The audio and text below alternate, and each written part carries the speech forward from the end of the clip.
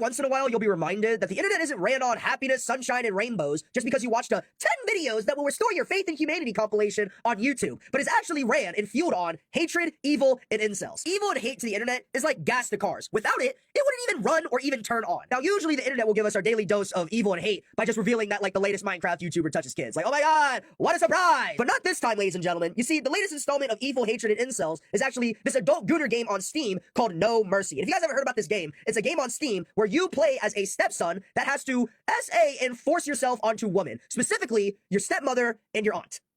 Yes, it's not a joke. This is 1000% real, guys. This is a real game made by a real game developer company. Now, like, I want to be surprised and be like, oh my god, wow, how can someone ever make something this bad? But let's be real right now, guys. This is honestly par for the course. Like, evil people on the internet is about as surprising as Pat God being 5'1". It's not really a surprise at the end of the day. Now, me personally, I've never really played gooning games. Like, it just never made any sense to me. Because, like, the way that I view gooning in games is that it's kind of like bacon and cake. Like, I love bacon and I love cake. But together?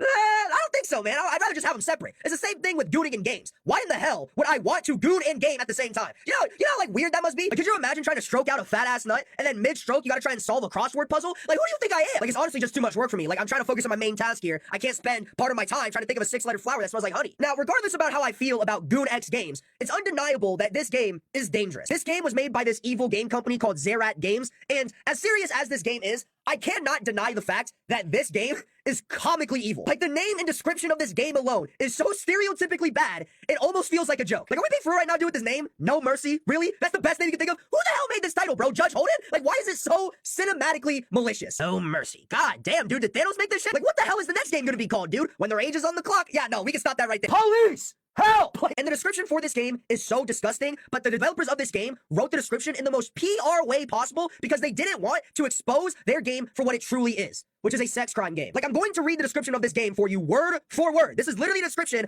of the game by its own game developers. Zerat Games described this game as a 3D choice-driven adult visual novel with a huge focus on sweet home Alabamaing your family members and male domination.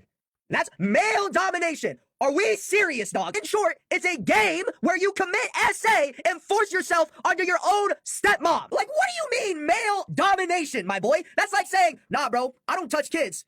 I'm just attracted to them. Like, bitch, like, you sound like that one unemployed homie that doesn't like to tell people that they're a bum, so they just come up with, like, an oversimplified and complicated way of describing themselves as a janitor. Like, hey, bro, what do you do for work? Well, I'm a certified professional ceramics technician that works for a multi-billion-dollar corporation.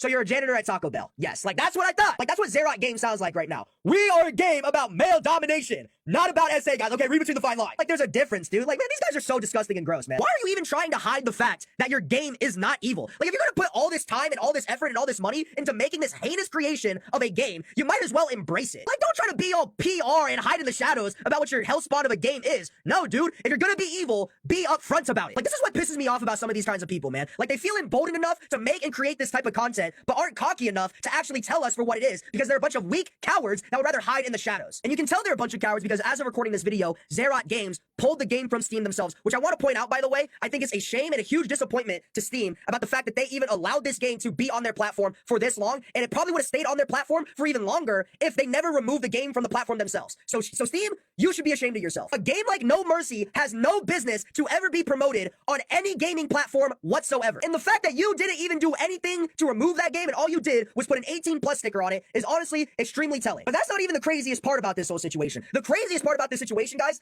is that Zerat Games is still actively defending the creation of their game. Like, they see nothing wrong in the game that they made. Like, they are saying that the game is fine because nobody was harmed and everything was consensual in the making of this game.